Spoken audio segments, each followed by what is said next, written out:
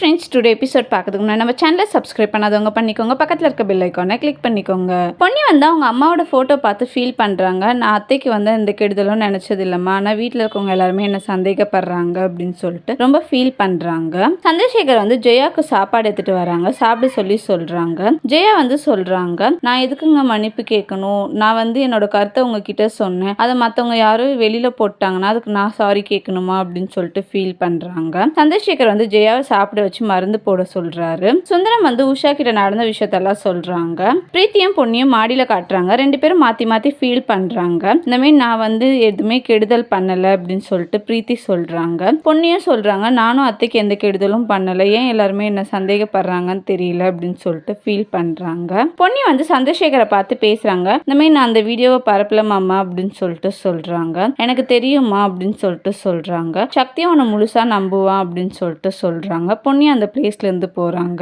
Thank you.